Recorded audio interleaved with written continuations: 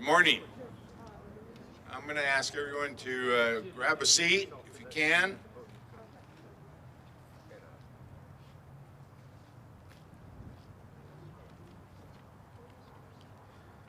So welcome to our press conference. I'm Luis Sanchez, and I'm the CEO of Community Resource Project, a 49-year-old nonprofit organization here in the Sacramento area.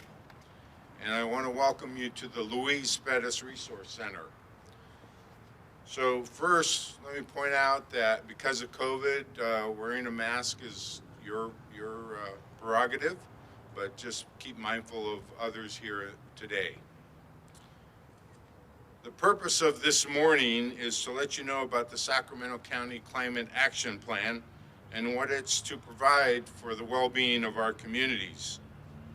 It's an important plan, which should have concrete strategies and actions necessary to mitigate pollution-causing impacts to our climate and to the effects that it has on our impacted communities. Today, you'll hear from community representatives and committed experts who will be addressing the inefficiencies of the Climate Action Plan, or CAP as it's referred to. We'll not be taking any questions until all presenters have spoken, but we will have question and answers after the press conference, and I'm going to ask all the presenters to remain up here afterwards to answer questions from the media. What I'd like to do right now is share a little bit about what Luis Pettis Resource Center provides here in the community. This is one of the EJ communities that we serve. We deliver energy efficiency measures and services and utility payment assistance to individuals that are eligible to receive them. We also administer the Women, Infant, and Children program with nutrition services and education to assist families with their food needs. As you can see, we have a grocery store here also that provides food staples for the entire community. This used to be a food desert. People had to travel miles to get to a grocery store. Sometimes they didn't have transportation to get there. So we talked prime time to establish a store to provide those needed services. In the future, we're going to be looking at a mobility hub in this area, providing charging stations for those that have electric vehicles that they can recharge. Also to provide electric vehicle mobility transportation for people that don't have vehicles or can't depend on the transit system that's not available in the area. And so what we want to do is make sure that we can take people to their work, their school, take them to the doctor's appointments or other shopping areas that they want to participate with. So this is what we're doing now, and which is addressing some of the climate action plans that they should also be performing. So now I just want to present our next presenter, Nailah, Pope-Harden, Executive Director of the Climate Plan.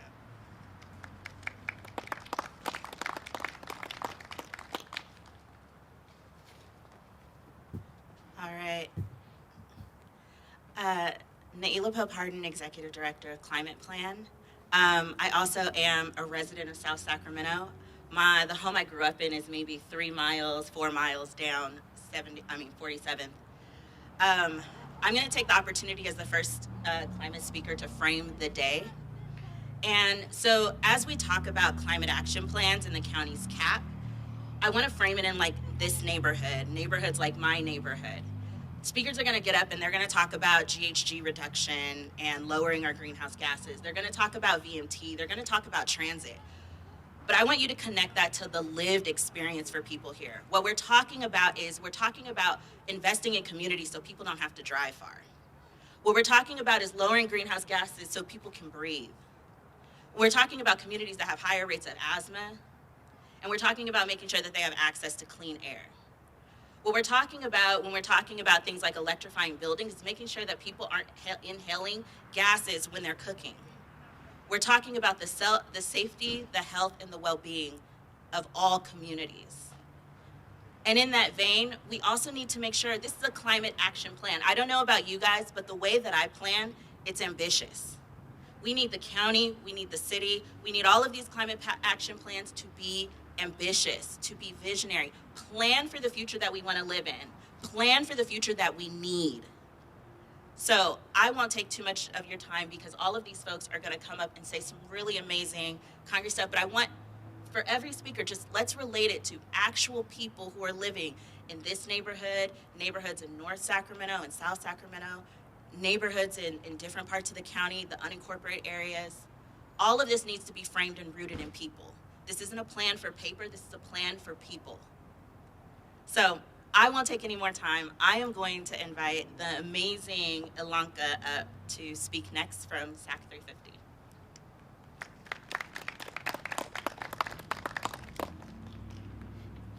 Thank you so much, Nailah. Wow, I didn't know I was slightly taller than you. Hi, everybody. My name is Ilonka, and I'm the president of 350 Sacramento.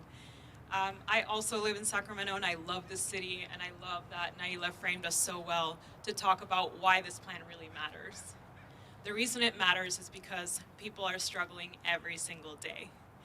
And we know that we have a changing climate that is only going to make things a lot worse for people. We are in the middle of a climate crisis right now, not in 10 years, not in 20 years, right now. Our state is on fire all the time. We have a new season, right? It's not just spring, fall, summer, and winter. Now there's fire season. That's not normal, right? That's not what it was like 20, 30 years ago. We know that we have to do something now, and it is not acceptable to pass the buck to the next generation like we've been doing for generations. My generation can't afford it. My children can't afford it. Your grandchildren, your children. Us, all of us here today, cannot afford to keep passing the buck to the next time and the next time. There is no next time. It's now. We have to take action now. And it has to be real. And it has to have real consequences. And it can't just be a handout to developers to build McMansions in the hills where they're gonna burn. That's not acceptable. It's not acceptable now, and it's not acceptable for tomorrow. What we need in Sacramento is to invest in our cities, to build housing in our cities where people can live and take transit and walk to the services that they need. We need to electrify so that we can reduce those emissions that are causing California's air to be the worst in the world sometimes. We need to reduce those emissions so that people can breathe, so that kids can play outside. We are in the middle of a crisis right now, but we also have to remember that with every crisis comes an opportunity. And we have the opportunity today to think about the future that we want. Because the thinking that got us here is not going to get us out. We need new thinking. We need to be ambitious. We need to set bold goals. And we need our county supervisors to do their job. Their job is to protect us. Their job is to work for us. Their job is to listen to us and make that happen. Well, what do we want? We want livable cities. We want a livable future. So supervisors, do what you know is right in your heart. Do not let this sham of a plan pass. Thank you. And I would like to introduce, thank you, Steve Cohn, president of Breathe California, Sacramento region.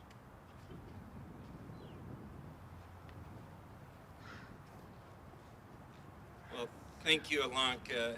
And let me say, as we are here today on this Code Red day to talk about this climate crisis that we have before us, it is really gratifying to see young leaders like Nailah and Ilonka and so many more, not just us gray hairs who, well, or even a little white, who have been around a long time fighting this, but to see the young leadership gives me great hope and inspiration going forward. Since I left the city council 7 years ago, I've gone back to being a community organizer, community activist, which I really take great passion in. And that includes Breathe California, where I'm currently president. But we have these, we're kind of the venture capitalists of the nonprofit sector environmentally here.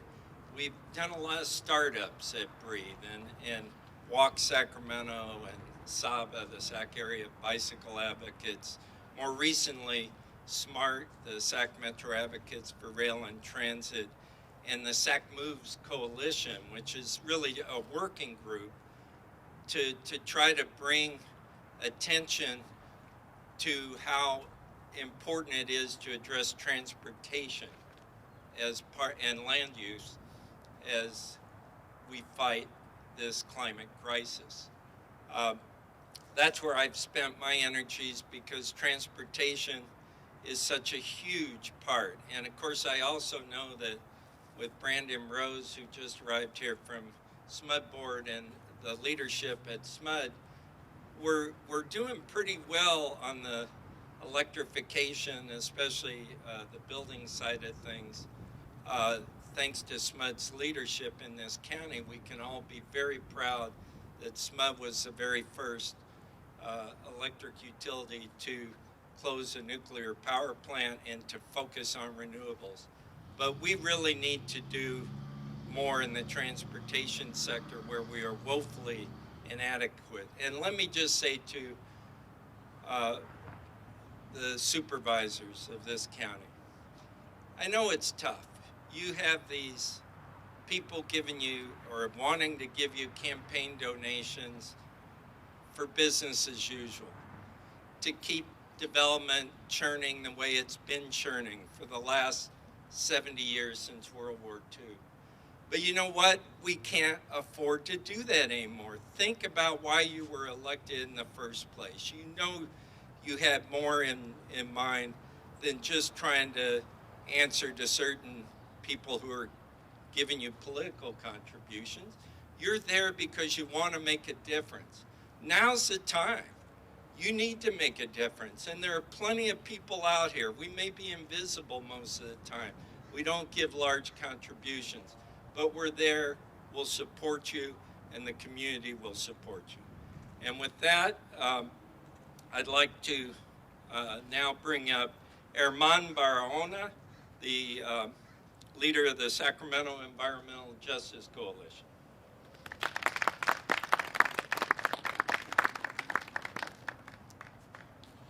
Good morning. I'm going to start with a quote by a very wise man that's been working here for 40 years, asking the very question to the county supervisors: do your plans cause harm or support vulnerable people? And that's the test that we ask ourselves at the Sacramento Environmental Justice Coalition. We are looking out for 500,000 low-income families in Sacramento, 500,000 people who earn less than $2,000 a month, and who live in the most polluted neighborhoods of Sacramento County, who have the highest rates of asthma, heart disease, lung cancer, and who are now trying to survive this pandemic, who are now trying to survive these forest fires, and whose homes are not equipped to handle all this pollution that comes indoors and is surrounding their families. These are the same families whom the city or the county tell them, we can't afford to plant trees in your neighborhood. And yet, we all pay taxes to water trees in the well-to-do neighborhoods in Sacramento County. Why is that disparity still even a thing here in Sacramento? So our effort here, our request to the county supervisors, is to look at the people that they serve, all of them, to look at the vulnerable families and ask themselves, do our plans cause harm or further support their development? This is about the future. This is about your next door neighbor. This is about people of faith. This is about families who care about their children and their future. And your actions in the Climate Action Plan should always be asking this question: does this plan cause harm or support? Thank you.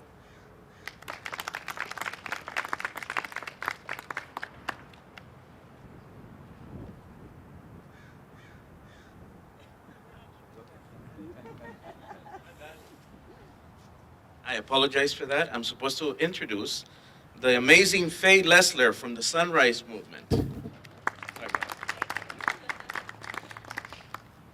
Thank you for that intro.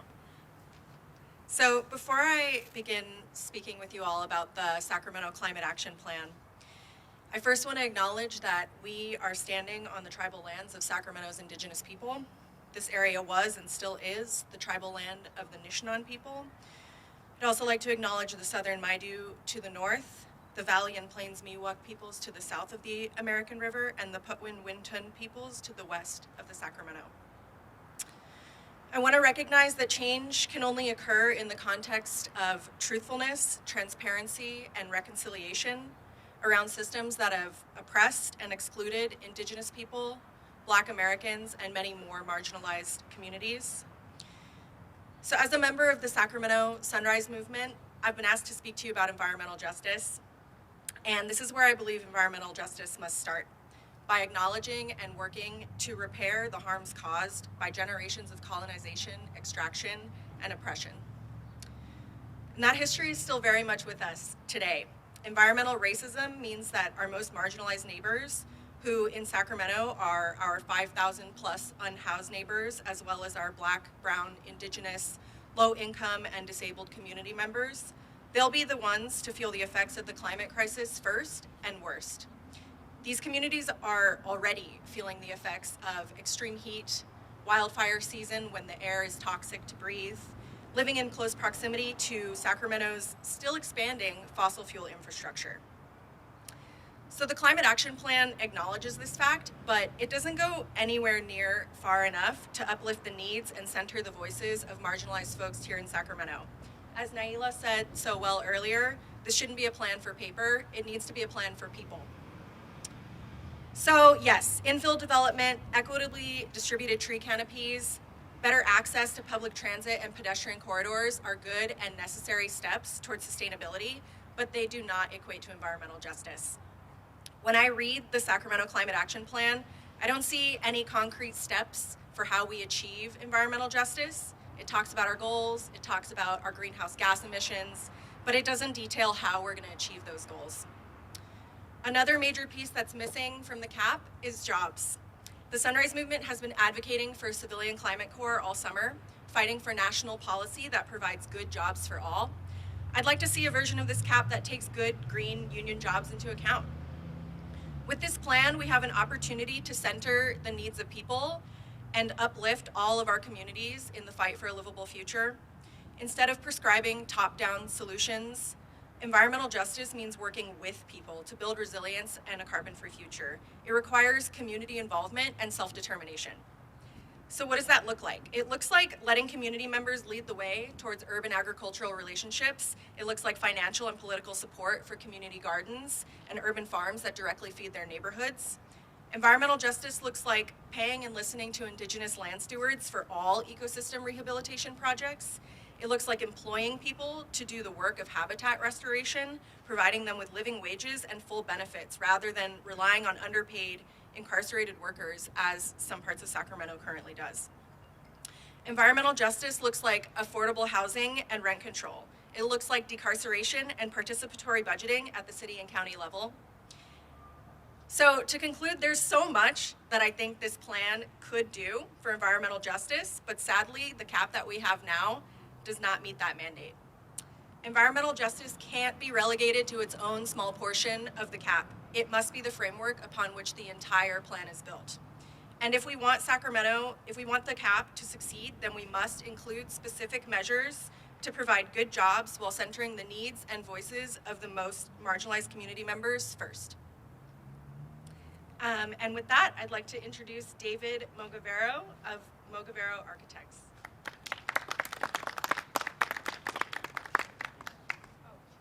Thank you.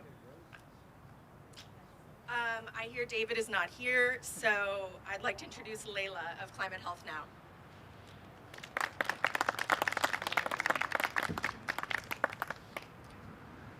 Good morning, everyone. My name is Leyla Farshudpour, and I'm a third-year medical student representing Climate Health Now, a coalition of more than 500 California healthcare professionals dedicated to addressing climate change. We thank the county staff for formulating an extensive climate action plan. This plan is important because climate change is already affecting our health, and it's only going to get worse without urgent action. We know that climate change is contributing to more extreme weather, more wildfires, droughts, floods, and hurricanes across the country, all of which have devastating effects on human health. As a severe asthmatic living in the valley, I've experienced firsthand the effects of poor environmental stewardship. I take 2 to 3 medications every day and have spent many days in doctors' offices trying to find the right medication so I can breathe when the air quality is poor. This is the price that I pay for living in the Central Valley, but I'm one of the lucky ones.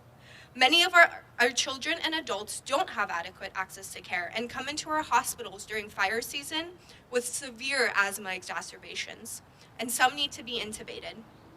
As physicians, we can give these patients medications and breathing tubes, but what they really need, we can't give them. But you can. Cleaner air and a better climate. The data tells us that within a decade, we will have more than a month of temperatures over 100 degrees Fahrenheit and even more extreme heat days beyond 2030. Such heat poses severe health risks to patients with pre-existing conditions, the elderly, pregnant women, outdoor workers, and anyone with limited resources dealing with increased heat. The climate crisis is the most significant barrier to health equity in Sacramento County, and it disproportionately affects the poor, threatening the survival of our vulnerable communities, my future patients. Already, during the record heat waves of the summer, our neighbors are dying in stifling apartments. Outdoor workers, with jobs they cannot afford to lose, collapse from sun or wildfire smoke. Sacramento County is staring into the teeth of a growing emergency. This is why, as healthcare workers, we are here. We know that what we ask is not easy, but it's not impossible. The county needs immediate action, not just goals and voluntary collaborations. We're concerned that the Climate Action Plan is short on specific actions, on a timeline for enacting laws, and on accountability.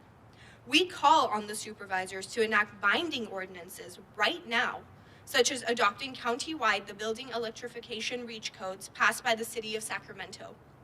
The county must also reject plans for building projects outside the county's growth boundaries, which will increase vehicle miles traveled, the leading cause of greenhouse gas emissions in Sacramento County. The county has declared a climate emergency and needs to take that seriously. We need to implement every possible action to reduce carbon emissions and enact real solutions. The current action plan is not adequate. It's like treating a bleeding gunshot victim with a Band-Aid. It doesn't work. Climate Health Now asks you to be bold. Sacramento County needs a more proactive climate action plan. Thank you for your time. I would like to introduce Mr. Ralph Proper, the President of the Environmental Council of Sacramento. Thank you. Look at what I wrote. Okay, yeah, I'm Ralph Proper. I'm president of the Environmental Council of Sacramento, or ECOS. For 50 years, ECOS has been fighting for a close-in, transit-oriented development as opposed to sprawl development in outlying regions, outlying areas of our Sacramento region. We fought for this to clean up our air and to preserve vital open space that are habitat for native species. We're fighting even harder now because, well, for our own species as well as the species on our native lands. Why is that? Why are we fighting even harder now? Well, because of climate change. The county cap shows that the largest contributor to our greenhouse gas emissions is from vehicle miles traveled, which means we must help get people out of their cars. We must provide additional housing near public transit. Such housing tends to be more affordable than large lot sprawl housing, and affordable housing is probably our biggest need outside of dealing with climate change. Fortunately, the state has recently agreed to give our region $38 million to upgrade infrastructure near in infill development areas for sewer and water improvements for those areas that the county has designated as appropriate places for infill. Unfortunately, the county's climate action plan doesn't capitalize on this. It's basically silent on actions needed to provide more infill development. This means that climate-busting outlying sprawl development will continue, sapping economic growth from areas where we all live. I'd like to talk further about the connection between climate and our economy. Our region will benefit economically if we choose to be leaders rather than laggards in the fight for climate change. I recently retired from the state's Air Resources Board, where we had to estimate the cost of air pollution reducing regulations prior to their adoption. Well, the cost almost always turned out to be much less than predicted. Why? Because innovators found ways to clean up the air more cheaply. And this led to California, our innovators, starting industries that have enabled the world to breathe cleaner air and have enriched our economy. One of the reasons why California's economy is so well is that we have been innovative and we're taking advantage of what needs to be done, like getting clean air. And as the rest of the country and the world follows, well, we're the leaders. A recent example, Sac State University has established the California Mobility Center, which works with Silicon Valley for software and provides hardware for increasingly automated electric vehicles. Thousands of new high-paid jobs will be generated as a result. I was talking yesterday to the Barry Broom, the head of the Business Roundtable here in Sacramento region. He wants a stronger climate action plan to encourage more coordination with Silicon Valley and make us be part of the Northern California mega region that's been economically developing. For the sake of our future, for a stable climate and for economic growth in our region, we ask the county to strengthen its climate action plan, to focus on infill development, and not be afraid to face the challenge of climate change head on. We will all benefit from being a leader. Thank you.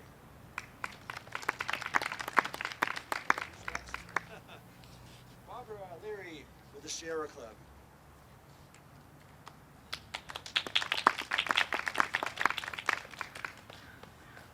Good morning, everybody. I'm Barbara Leary. I'm chair of the Sacramento group of the Sierra Club. The fight for habitat and open space preservation is one that the Sierra Club has taken on for many, many years. In addition to providing habitat, our fields, prairies, and forests take carbon out of the air. This is called carbon sequestration, and it is a critical component in stopping climate change. This cap must put more emphasis on conservation of open space within our county. There is a dual benefit in stopping the loss of open lands to overdevelopment. That is, keeping the carbon removing capacity of existing lands and preventing the increase in greenhouse gas emissions that come from private transportation between the urban core, where jobs and services are, and distant suburban heat islands. A 2017 SMUD Commission study substantiates the carbon sequestering value of these lands, and more attention needs to be paid to that.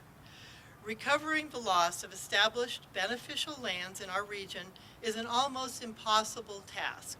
We cannot rely on carbon farming as is vaguely described in the cap, or mitigation of lost forests by tree replanting, as these processes take decades to replace what is lost with development. Carbon offsets are also mentioned in the cap. These involve purchasing open lands to account for areas lost to development. It is a complex and expensive process. It is hard to quantitate the replacement value of lands that we've lost. what would we be getting? Would it be the same benefit that we lost? And to be effective locally, these offsets must be established locally. The cap vaguely suggests local to statewide options with no substantive actions, methods of monitoring, or timeline noted. We've asked that the county engage in a more thorough evaluation of the impact of greenfield development proposals before full plans are submitted. This would be a significant change in how development is planned. An assessment must be done of the carbon impacts resulting from converting open space to development before engaging developers in lengthy and expensive planning processes that often lead to approval despite the negative impacts to our climate. We're asking for more infill development, putting a stop to the approval of leapfrog development, and better public transit plans before development occurs. Essentially, a sea change in how we manage our region's housing and other development needs. We are experiencing a climate emergency, as has been declared by our city and county leaders. We can't continue business as usual. We need commitments by our elected officials to lead us into an era of more thoughtful planning. We need a climate action plan that will work. Thank you. And now I'd like to introduce Brandon Rose from SMUD.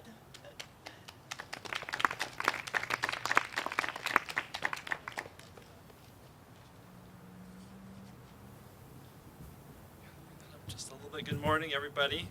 It's good to see you all. It's a little chilly out today. So I'm Brandon Rose. I am the Vice President of the SMUD Board of Directors. I'm also the immediate past President of ECOS. And in my day job, I'm actually an air quite a bit about the topic. I was asked today to talk a little bit about SMUD's 2030 carbon plan, and so I'll do that. The SMUD Board of Directors, we drafted, let me adjust this a little bit. We drafted a climate emergency declaration and passed it in the summer of last year. It was a collaborative process. We engaged with the entire community in the back and forth dialogue, and we ended up with a really, I think, fantastic result. We had a strong carbon goal in there, but we also made sure to include the aspects of environmental justice and those important principles of bringing everybody in the community along with the benefits of these plans. And so we were very fortunate. We were able to hire on our new CEO, Paul Lau, who just passed his one-year anniversary. And he really came in with a vision of an absolute zero carbon goal. And when you're in this space, there's a lot of fine delineations between carbon neutrality, net zero carbon, and absolute zero, right? And you can get into a lot of fancy accounting tricks and gimmicks to get where you want to go. And so it's really important to look at the nuances of each individual plan to make sure it's in the right direction. And so SMUD, we approved this, the staff went off, created this plan over the course of about 6 months, 6 to 9 months, and the board approved it earlier this year. The basic principles of the plan, one is 2030 zero carbon, but how we do that is by utilizing current technologies that exist. So things like renewable energy, wind, solar, and we're also putting a big bet on battery storage as well. The other part of the plan is to repurpose some of our power plants to use zero carbon fuels like hydrogen. And then we're actually going to shut down a couple of the power plants that are especially in some of the most vulnerable parts of the community as well. So it really is multifaceted. But to get there, there's one other piece, and it's really the last 5 or 10% of the carbon. It's really difficult to get out of the electric grid, and that's when we have to look at new technologies and new business models. And one of the really cool things that we're doing is called virtual power plants. And so what we're going to be promoting and incentivizing is people to install batteries, potentially batteries and solar storage. And then SMUD will pay them a rebate, pay for part of that, and then we'll have the ability to control part of that battery. And when we aggregate them all together, they act like a peaker plant.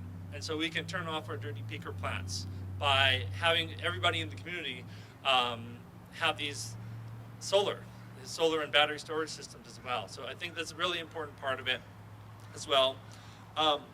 For me, the biggest part about the carbon plan is the sense of urgency that it brings, right? And we passed this on purpose. As you've heard today, it's the most aggressive plan in the nation by any sort of mainstream utility. It really is a moonshot. It's going to be a challenging goal.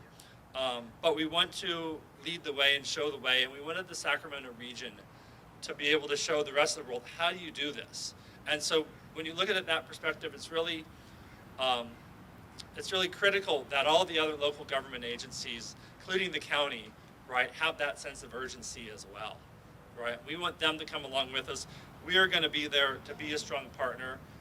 We have incentives to put on the table. We can support the energy efficiency goals. We can support the electrification goals, going to like a heat pump hot water heater, right? You pull out a traditional gas hot water heater, you put in a heat pump, it's half the cost to operate, and SMUD has a $2,500 incentive that covers the entire incremental cost of putting that in.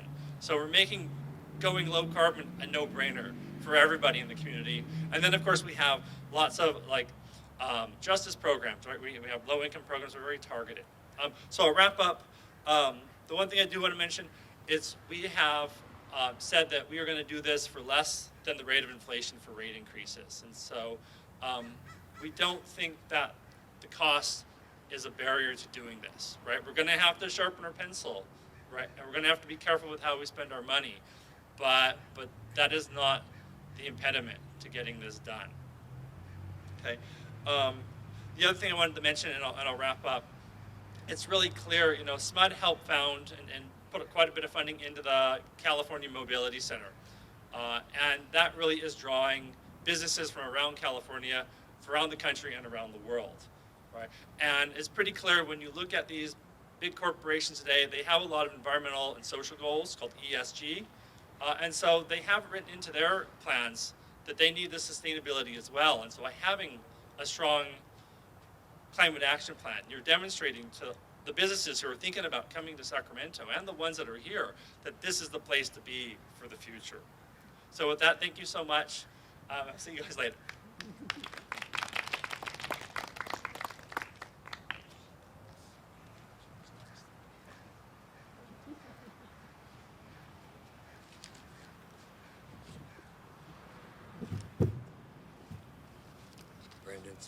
Brandon's a tough act to follow. Good morning, my name's Oscar Balaguer. I'm with 350 Sacramento, and I'm going to talk to you today about how the cap will streamline, sprawl, and increase greenhouse gas emissions, GHG. 350 appreciates the work that went into the cap. It could be the county's roadmap to help avoid the worst effects of climate change. We had high hopes, but it's a bust. It looks like the county will continue to favor land speculation, making it easy to get development approval for land far from the city center, increasing traffic and GHG. And the cap, which is supposed to cut GHG, will actually help create more.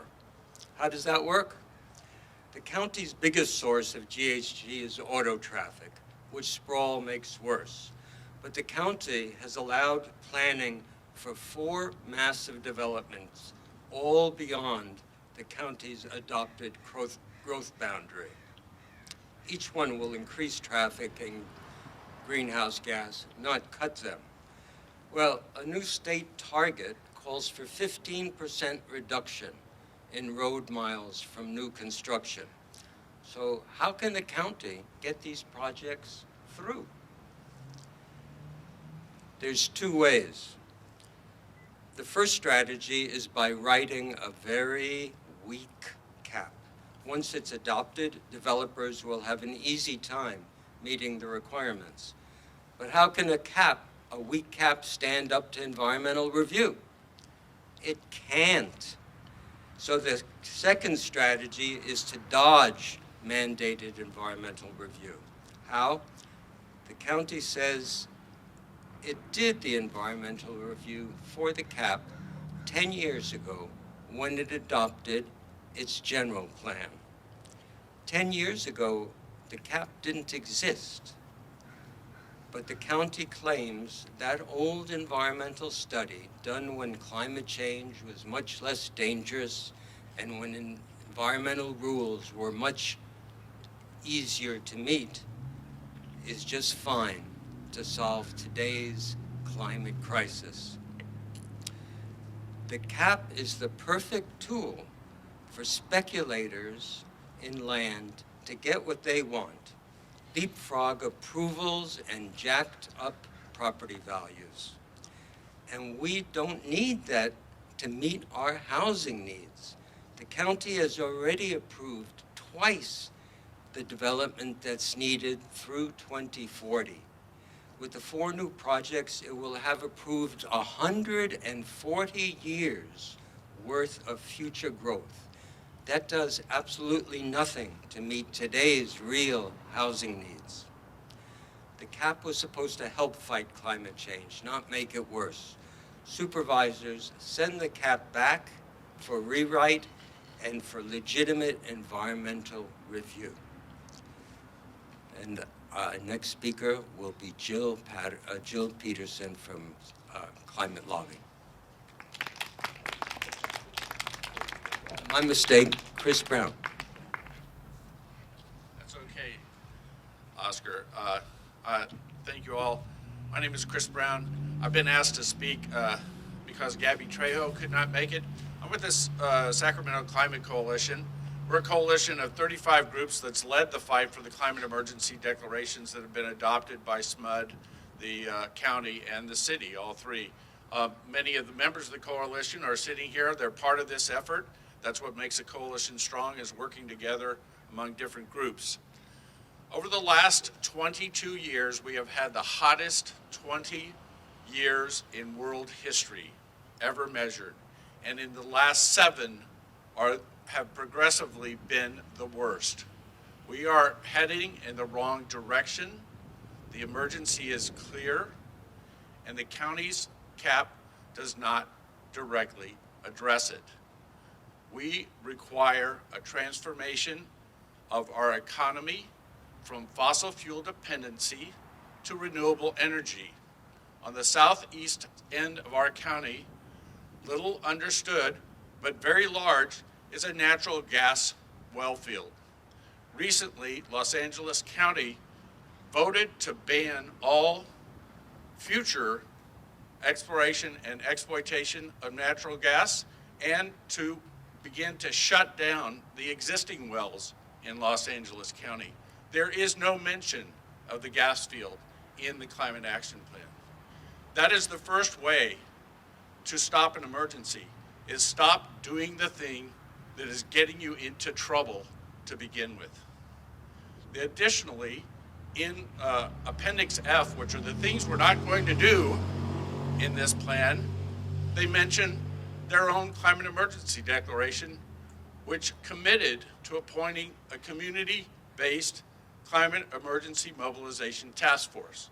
Many of the speakers here today have spoken very eloquently about the need to involve the community because we are already suffering, many of us, low-income folks, people of color, from the impacts of the changing climate. That is the one measure in that declaration that could already be moving forward, and yet we still have no climate emergency mobilization task force. We have no process to appoint them. This cap is deficient. It needs to be approved before it's adopted. Thank you.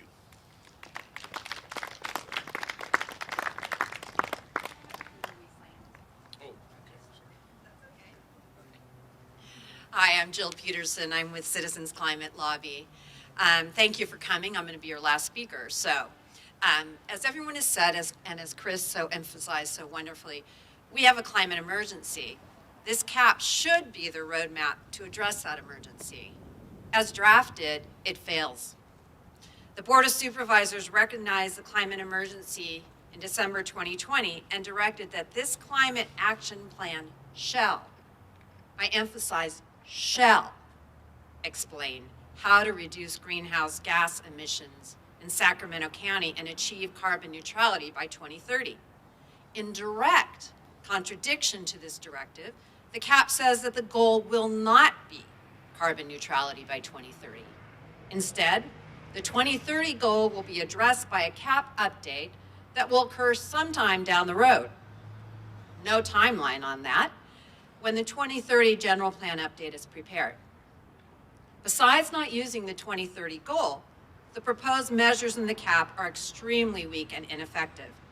As the Bee said in its editorial this week, this cap does not live up to its name.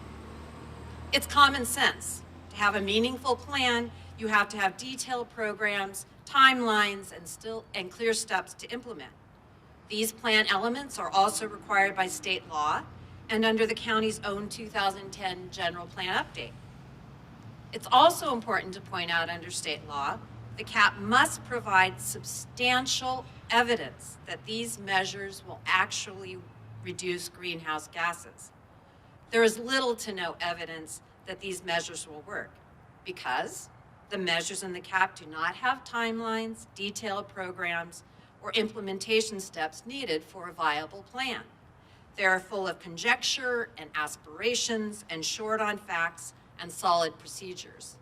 They rely on education, voluntary actions by members of the community or third-party agencies instead of the necessary, concrete, enforceable requirements, policies, ordinances, or other hard mechanisms needed to achieve reductions in emissions.